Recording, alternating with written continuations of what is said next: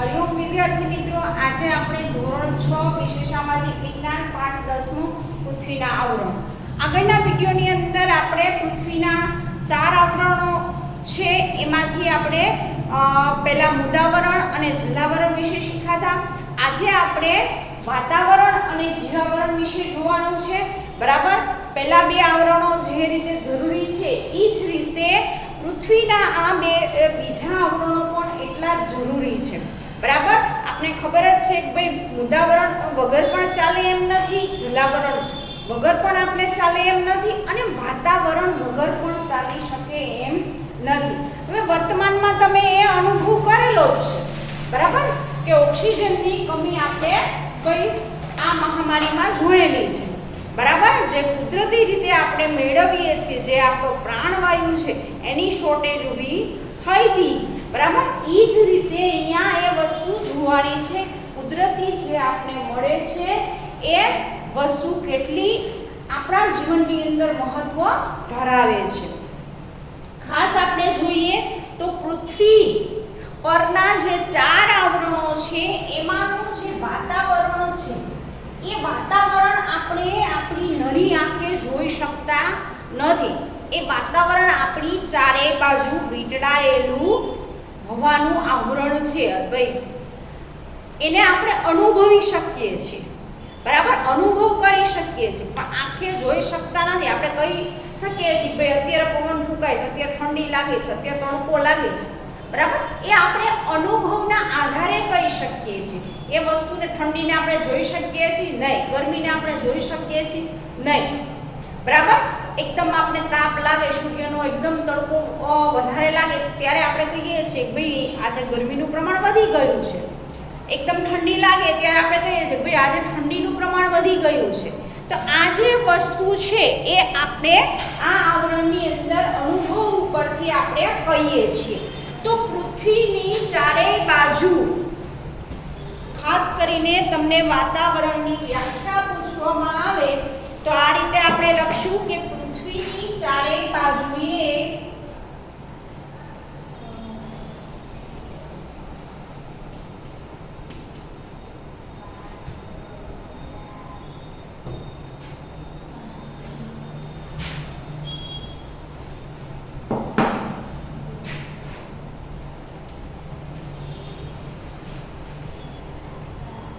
વીંટળાઈને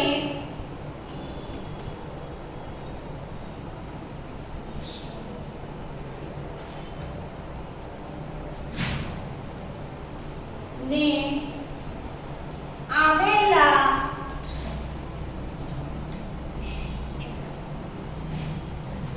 પૃથ્વીની ચારેય બાજુ વીંટળાઈને આવેલા લગભગ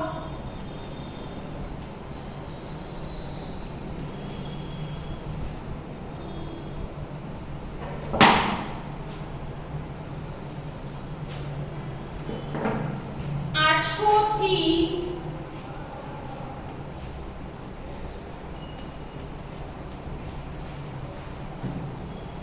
1000 કિલોમીટર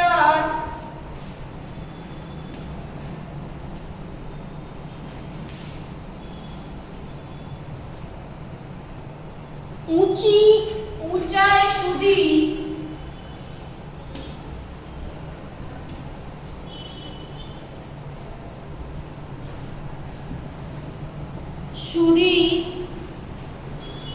વિવિધ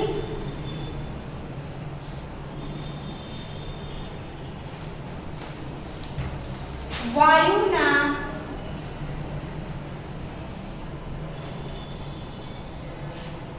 આવરણને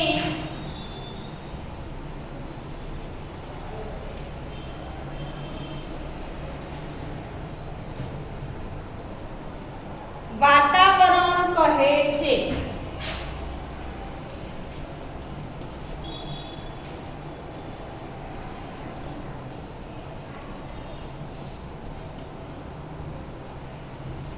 ખાસ કરીને તમને જ્યારે વ્યાખ્યા પૂછવામાં આવે કે એક બે વાક્યમાં પ્રશ્ન પૂછવામાં આવે કે વાતાવરણ એટલે શું, તો આટલી વસ્તુ સ્પષ્ટ આપણે અહીંથી અહીંયા સુધી તમારે લખવાની રહેશે. ભાઈ વાતાવરણ કોને કહે છે?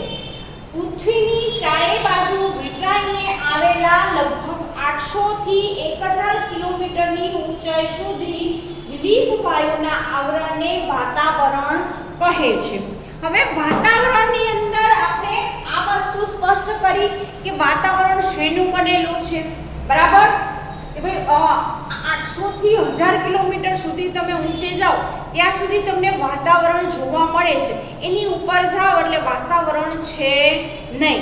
હવે આ વાતાવરણની અંદર કયા કયા વાયુઓ રહેલા છે? અહીંયા આપણે શબ્દ આપ્યો છે વિવિધ વાયુઓ, બરાબર? વાયુ તો ઘણા બધા છે, વિજ્ઞાનમાં પણ તમે શીખતા હશો, બરાબર? અસંખ્ય વાયુઓ છે, પણ વાતાવરણની અંદર કયા કયા વાયુઓ છે તો એ આપણે જોઈશું કે વાતાવરણની અંદર ખાસ કરીને આપણે જોઈએ તો oxygen, nitrogen, carbon dioxide, carbon monoxide, ધૂળના રજકણો, આ બધા જ વસ્તુઓ વાતાવરણની અંદર રહેલી છે, બરાબર?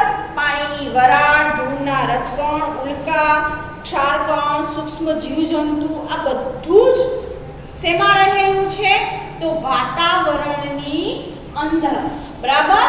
ધૂળના રજકણ આપણે જોઈએ, આ બધી જ વસ્તુ તમને એમ થાય કોઈ અમને કેમ દેખાડી, હે? પણ એનો સમય હોય છે, એના માટે એમ ટાઈમિંગ હોય છે, બરાબર? જે એમ કહેવાય કે ઉલ્કા જોવા હોય તો ભાઈ આપણી ઈચ્છા પ્રમાણે ઉલ્કા પડે છે નહીં, બરાબર? જે સમય એને એનું એમ કહેવાય કે એ બધી વસ્તુઓ કેવી છે? કુદરતી છે. આપણે ખબર જ છે કે વાતાવરણને આપણે નરી આંખે જોઈ શકતા નથી. ક્યારેક ધૂળની ડમરી ચડે ને આપણે આમ દેખાય તો એ વસ્તુ આપણે કહીએ છીએ કે ભાઈ ધૂળ પવનના કારણે ધૂળ બહુ ઉડે છે, પણ એ વાતાવરણની અંદર રહેલું એમ કહી શકીએ કે આપણે ઘણી વાર દેખાતા પણ નથી ધૂળના રજકણ, હે? એ અનુભવ ક્યાંથી આપણે જોઈએ તો ખાસ કરીને આપણે જોઈએ તો આપણે એ વસ્તુ ક્યારે જોવા મળે છે? ધૂળના રજકણ છે, એ બધું પવન છે, એ બધું આપણે ક્યારે જોવા મળે છે? ક્યારેક તો એવું થાય છે આપણે આખા ઘરમાં ફરી વળીએ તો પણ આપણે ના મળતું હોય, હે? અને આપણા ઘરના બધી જ વસ્તુઓ પર તમે જોજો કે એ વસ્તુ થાય છે કે ફર્નિચરથી માંડી અને વિવિધ વસ્તુઓ ઉપર તમને ધૂળ જામેલી દેખાશે, કાચ ઉપર નહીં. તો એ કઈ રીતે દેખાય છે?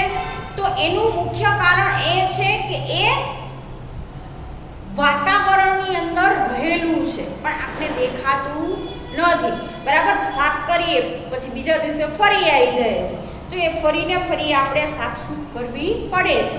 આપણે એમ થાય કે આપણા ઘરમાં તો આખો દિવસ બારી બારણાં બધું બંધ હોય છતાં પણ ધૂળ આવી જાય છે. એનું મેઇન કારણ શું છે કે ધૂળ વાતાવરણની અંદર જ ધૂળના રજકણ રહેલા છે, બરાબર? થોડો કંથકો બનાવે તો પણ ભાઈ એ એન્ટર થઈ જાય છે, એ આપણે અલગ કરી શકતા નથી. બીજું છે વાતાવરણને રંગ નથી, ગંધ નથી, બરાબર? વાતાવરણ રંગ ગંધ વગરનું સ્વાદ રહિત છે. સ્વાદ રહિત, રંગ નથી, ગંધ નથી, સ્વાદ નથી, આ બધી જ વસ્તુઓ છે નહીં. કેને? તો ભાઈ વાતાવરણને.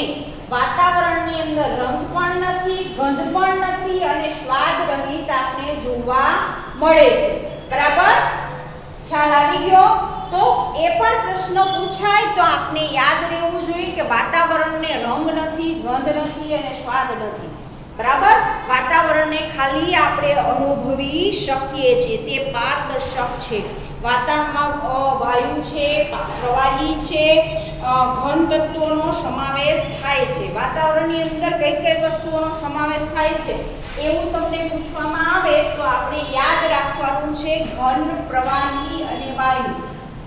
વિજ્ઞાનની અંદર આ શબ્દ આવે જ છે.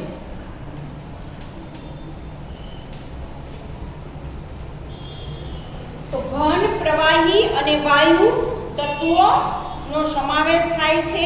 એ ઉપરાંત આપણે જોઈએ તો મેં કીધું કે વિવિધ વાયુઓ રહેલા છે, જેમાં ખાસ કરીને nitrogen, oxygen, argon, carbon dioxide, ozone વગેરે મુખ્ય છે. પૃથ્વીની સપાટી પરનું નજીકનું કોઈ એમ કહેવાય કે વાતાવરણ ઘટ છે, જ્યારે પૃથ્વીની સપાટી નીચે જતા વાયુઓનું પ્રમાણ હવા પાતળી થતી જાય છે.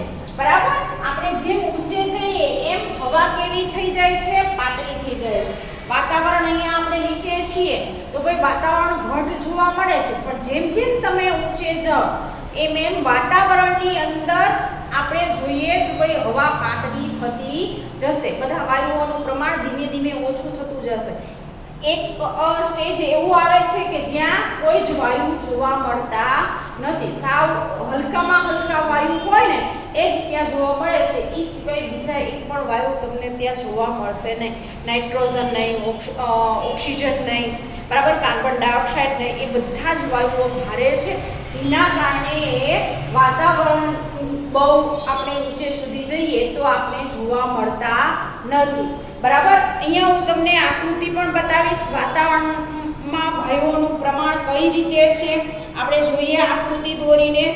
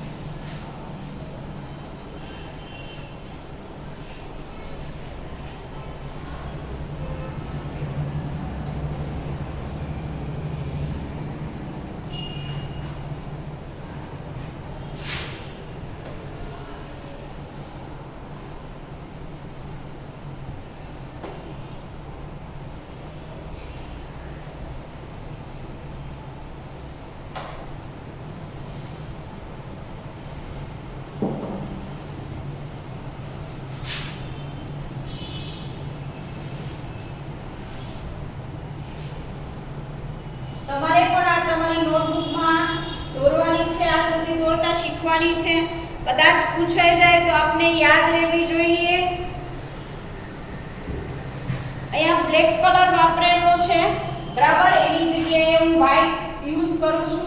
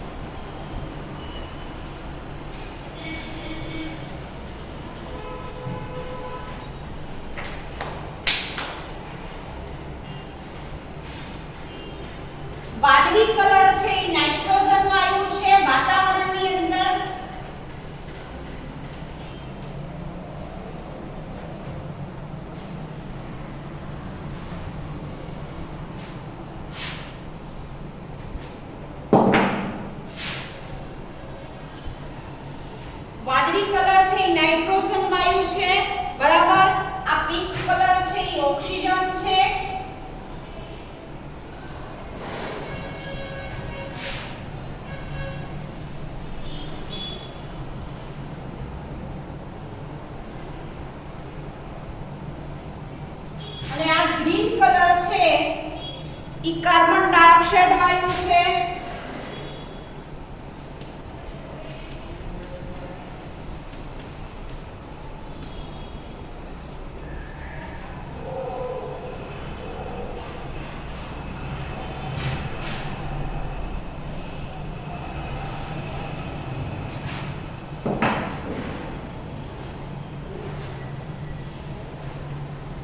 અને બ્લેક અને આ યલો જે આટલો વિભાગ છે એ અન્ય વાયુઓનું પ્રમાણ છે. બરાબર. ઓરેન્જ કલર જેવું આ છે ઈ આપણે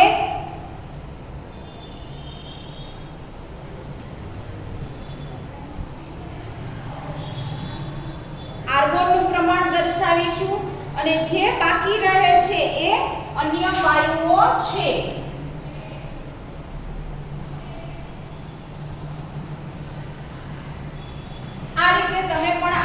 દોરીને આ વસ્તુ સમજી શકો છો. બરાબર. તો વાતાવરણની અંદર પૃથ્વીની સપાટીમાં જેમ નીચે જઈએ છીએ ઊંચે જઈએ છીએ એમ વાતાવરણ મોટા ભાગના વાયુઓનું પ્રમાણ ઘટતું જાય છે. કાર્બન ડાયોક્સાઇડ વાયુ ભારે હોવાથી હવાના નીચલા સ્તરે જોવા મળે છે. બરાબર. આ એક આકૃતિ થઈ. ઈ જ રીતે તમે બીજી વાતાવરણમાં જે રીતે એમ કહેવાય કે વાયુઓ રહેલા છે એની પણ આપણે આકૃતિ આપેલી છે પાઠ્યપુસ્તક નંબર 61 ઉપર. એ આકૃતિ વાયુઓની ઊંચાઈ કેટલી છે. તો કાર્બન ડાયોક્સાઇડ વાયુ છે એ સૌથી નીચલા સ્તરે આવે છે. એના પછી આપણે જોઈએ તો કાર્બન ડાયોક્સાઇડ પછી ઓક્સિજન વાયુ આવે છે ને ઓક્સિજન પછી નાઇટ્રોજન વાયુ આવે છે. પહેલા ક્રમે આપણે જોઈએ તો ભાઈ નાઇટ્રોજન વાયુ છે, પછી ઓક્સિજન વાયુ અને છેલ્લે એમ કહેવાય કે ભાઈ કાર્બન ડાયોક્સાઇડ વાયુ છે એ સૌથી ભારે હોવાથી ભાઈ એ નીચેના સ્તરે આપણે વધારે જોવા મળે છે. થોડા તમે ઉપર જાવ એટલે કાર્બન ડાયોક્સાઇડ વાયુનું પ્રમાણ ઘટતું જાય છે. બરાબર. આ વસ્તુ અહીંયા સ્પષ્ટ રીતે આપણે સમજાવેલી છે. એમ જ ઈ ઉપરાંત પર્સન્ટેજ સાથે આપણે આપેલું છે કે વાતાવરણની અંદર કાર્બન ડાયોક્સાઇડ છે એ 20 કિમીની ઊંચાઈ પછી કાર્બન ડાયોક્સાઇડ 20 કિલોમીટર પછી એમ કહી શકીએ કે ઊંચાઈ પછી અને ઓક્સિજન 110 કિલોમીટર પછી ઓક્સિજન વાયુ પૂરો થઈ જાય છે અને વાતાવરણની અંદર 130 કિલોમીટર પછી નાઇટ્રોજન વાયુ પૂરો થાય છે. વાતાવરણની અંદર 20 કિલોમીટર સુધી તમે ઉપર જાઓ ઊંચે જાઓ તો કાર્બન ડાયોક્સાઇડ વાયુ હોય છે. એનાથી ઉપર જશો તો કાર્બન ડાયોક્સાઇડ વાયુનું પ્રમાણ ઘટી જશે. પછી ઈ જ રીતે ઓક્સિજન વાયુનું પ્રમાણ છે એ 110 કિલોમીટર સુધી તમને ઓક્સિજન વાયુ મળશે. 110 થી ઊંચે આપણે જઈશું તો આપણે ઓક્સિજન વાયુ જોવા મળશે નહીં. પછી 130 કિલોમીટર સુધી આપણે નાઇટ્રોજન વાયુ મળશે. 130 થી આપણે ઊંચે ગયા તો આપણે નાઇટ્રોજન વાયુ મળશે નહીં. બરાબર. એક્ઝેક્ટ માપ આપણે આપેલું છે એ માપ યાદ રાખવું ખૂબ જ જરૂરી છે. 20 છે એ કાર્બન ડાયોક્સાઇડ છે, 110 છે એ ઓક્સિજન વાયુ છે અને 130 છે એ નાઇટ્રોજન વાયુનું પ્રમાણ આપણે આપેલું છે. બરાબર. ઈ ઉપરાંત ઊંચે જતા હાઇડ્રોજન અને હિલિયમ. હવે વાતાવરણની અંદર હાઇડ્રોજન વાયુ અને હિલિયમ વાયુ જે છે એ સૌથી એમ કહેવાય કે હલકા વાયુ હોવાથી એ આપણે વાતાવરણના છેલ્લે સુધીના ભાગમાં આપણે જોવા મળે છે. કયો વાયુ? તો હાઇડ્રોજન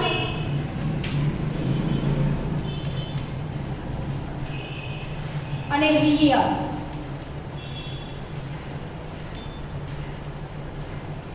હાઇડ્રોજન અને હિલિયમ જે વાયુ છે આ બે વાયુ વાતાવરણની અંદર સૌથી હલકા છે, જેથી એમ કહેવાય કે આ વાયુ છેક સુધી આપણે જોવા મળે છે. ઓઝોન વાયુનું પ્રમાણ ખૂબ ઓછું છે. એના પછીનો શબ્દ આવે છે ઓઝોન.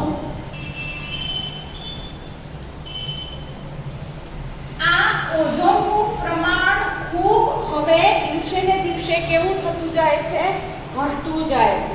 જો આ પ્રમાણ એકદમ ઘટી જશે, આપણે જોઈએ છીએ અત્યારે વર્તમાનની વાત કરીએ તો વાતાવરણની અંદર જે અસમતુલા ઊભી થઈ છે કે જે આપણે કુદરતી રીતે સાયકલિંગ થવું જોઈએ એ વસ્તુ નથી થતી, એનું મુખ્ય કારણ ઓઝોન વાયુ છે. અને એના કારણથી એમ કહેવાય કે આપણે કહી શકીએ છીએ કે વાતાવરણની અંદર ઘણી બધી મુશ્કેલીઓ થાય છે. ભાઈ આપણે જોઈએ તો ભાઈ કોઈ પણ ઋતુનું નક્કી નથી રહેતું. ગમે ત્યારે વરસાદ આવે, ગમે ત્યારે ગરમીનું પ્રમાણ વધી જાય છે. તો આ બધી વસ્તુઓ થવા પાછળનું કારણ શું છે? ભાઈ ઓઝોન વાયુનું સ્તર છે એ દિવસે ને દિવસે એમ કહેવાય કે ખરાબ થતું ગયું છે. પણ એ ઓઝોન વાયુ આપને કઈ રીતે ઉપયોગી છે? તો સૂર્યપ્રકાશના જે એમ કહેવાય કે પારજાંબલી કિરણોનું એ શોષણ કરે છે અને પૃથ્વી પર સૂર્યનો પ્રકાશનું પ્રચંડ ગરમી પહોંચવા દેતી નથી. કોણ? ભાઈ ઓઝોન વાયુ. બરાબર? ઓઝોન વાયુ એ આપણું એમ કહેવાય કે કવચ સ્વરૂપે આપણી રક્ષા કરે છે. જે સૂર્યની પ્રચંડ ગરમી છે એ ગરમીથી આપણે કોઈ બચાવતું હોય તો એ ઓઝોન સ્તર છે. બરાબર? એ ના હોય તો આપણે ભાઈ સૂર્યની પ્રચંડ ગરમીનો સામનો કરવો પડે છે. મુખ્યત્વે ઓઝોન વાયુ કઈ જગ્યાએ મળે છે? તો વહેલી સવારે, વહેલી સવારે ખુલ્લા મેદાનની અંદર આ વાયુનું પ્રમાણ આપણે વધુ પ્રમાણમાં જોવા મળે છે. બરાબર? એ ઉપરાંત આપણે જોઈએ કે સૂર્યાસ્ત પછી આકાશી રંગો અને રજકણો, આભારી રજકણો દ્વારા પ્રકાશનું ઊંચું પરાવર્તન થાય છે અને આપણે સૂર્યપ્રકાશ મળે છે. વાતાવરણના માધ્યમથી અવાજ આપણે સાંભળી શકીએ છીએ. જો વાતાવરણ ના હોય તો આપણે એકબીજાનો અવાજ સાંભળી શકીએ નહીં. વર્તમાનની અંદર આપણે જે ટેકનોલોજીનો ઉપયોગ કરીએ છીએ, ટેલિવિઝન છે, રેડિયો છે, મોબાઈલ છે, આ બધા જ સાધનો શેના લીધે ચાલે છે? તો ભાઈ વાતાવરણના કારણે. વાતાવરણ ના હોત તો આ વસ્તુ શક્ય બનત નહીં. બરાબર? આપણે એકબીજાનો અવાજ ના સાંભળી શકત, ટેલિવિઝનની શોધ ના થઈ હોત, મોબાઈલની ફોનની શોધ ના થઈ હોત, રેડિયો ના સાંભળી શકત. આ બધી જ વસ્તુઓ આપણે ક્યારે કરી શકીએ છીએ? કે જ્યારે વાતાવરણ છે. બરાબર? જો વાતાવરણ ના હોય તો આ વસ્તુ શક્ય બનત નહીં. હવે આપણો આગળનો પોઈન્ટ છે જીવાવરણ. બરાબર? છેલ્લો પોઈન્ટ છે આ પાઠનો મૃદાવરણ, વાતાવરણ અને જલાવરણ. આ ત્રણે આવરણો ઉપર ડિપેન્ડન્ટ કોઈ ચોખ્ખું આવરણ છે તો ભાઈ એ છે જીવાવરણ.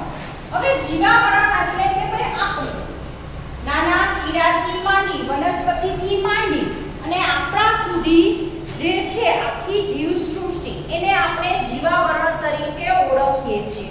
બરાબર?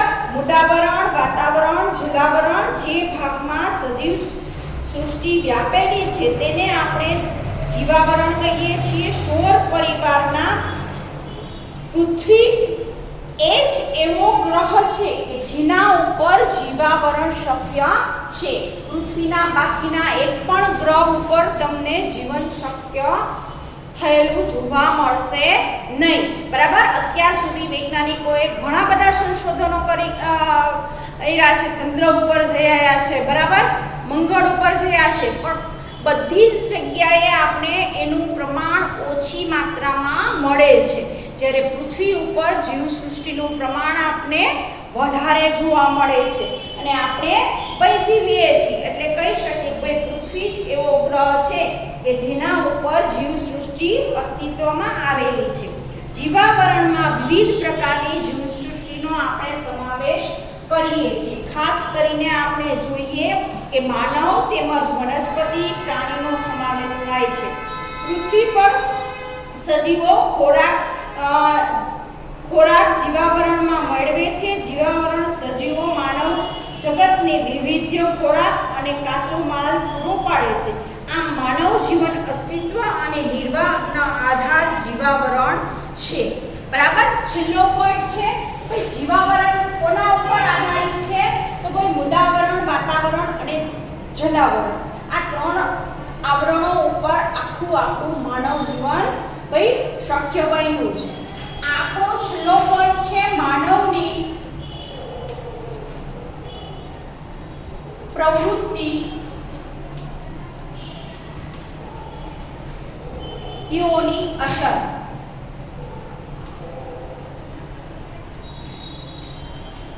હવે આપણે માનવોએ જે પ્રવૃત્તિ કરી છે એની અસરો કઈ રીતે થાય છે.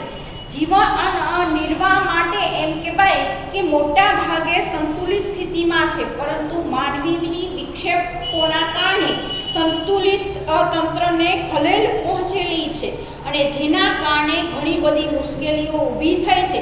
પર્યાવરણનું શોષણ કરતા વિકાસ તેને પરિણામે કુદરતની પોષણ કરીને જોખમ આવ્યું છે. આવી સ્થિતિમાં એમ કહીએ ભાઈ પર્યાવરણને મોટી હાનિ થઈ છે. કઈ વસ્તુના કારણે આપણે ખાલી એવું જ આપ્યું છે કે માનવ પ્રવૃત્તિ. હવે આપણી એવી કઈ માનવ પ્રવૃત્તિઓ છે એટલે કે આપણે એવા કયા કામ કરીએ છીએ જેના કારણે આપણે પર્યાવરણને નુકસાન કર્યું છે, બરાબર? એમ કેમ જાણ્યા અજાણતાથી આપણાથી નુકસાન થઈ રહ્યું છે એવી કઈ બાબતો છે. તો ખાસ કરીને આપણે જોઈએ છીએ કે પ્લાસ્ટિકનો વધારે ઉપયોગ, આડેધડ જંગલોની કટાઈ, જમીનોનું ધોવાણ, આ બધી જ વસ્તુઓને કારણે એમ કહેવાય કે પર્યાવરણને ભારે નુકસાન થયું છે. મોટું તો વસ્તી વિસ્ફોટ, બરાબર? આપણે આપણી જરૂરિયાતોને સંતોષવા માટે શું કર્યું છે તો ખાસ કરીને આપણે વાતાવરણને પ્રદૂષિત કર્યું છે, જમીનને પ્રદૂષિત કરી છે, પાણીને પ્રદૂષિત કર્યું છે. આપણે ઔદ્યોગિક ક્ષેત્રે એટલા બધા આગળ નીકળી ગયા છીએ ભાઈ આપણે પાછું વળીને જોયું નથી. આપણે એમ નથી જોયું ભાઈ જંગલોનું પ્રમાણ ઘટે છે, જંગલી પ્રાણીઓને રહેવા માટેના ઘર ઘટે છે. આપણે પછી ફરિયાદ કરીએ કે ભાઈ અત્યારે આ વિસ્તારની અંદર જંગલી પ્રાણીઓ હેરાન કરે છે, પણ એના માટેના જે ઘર હતા, જંગલો હતા એ આપણે આડેધડ કટાઈ કરી છે. શેના માટે? આપણી સુવિધાઓ માટે, બરાબર? આપણે જોઈએ છીએ આપણી આસપાસ જે પણ વસ્તુઓ બનેલી છે એ ભાઈ લાકડામાંથી બનેલી છે ને એ લાકડું કયું છે તો ભાઈ જંગલની અંદર વૃક્ષોને કાપીને એ લાકડું લાવવામાં આવ્યું છે ને એમાંથી પછી આપણી આસપાસ જે પણ વસ્તુઓ છે ઘરની અંદર રચેલું છે આ બધી જ વસ્તુઓ એમ કહેવાય કે આપણે ત્યાંથી મળેલી છે, જેના કારણે આપણી આવી અસંખ્ય માનવ પ્રવૃત્તિઓ છે કે જેના કારણે પર્યાવરણને મોટી હાનિ થઈ છે ને આપણે વર્તમાનમાં એ હાનિનો ભોગ પણ બનીએ છીએ, બરાબર?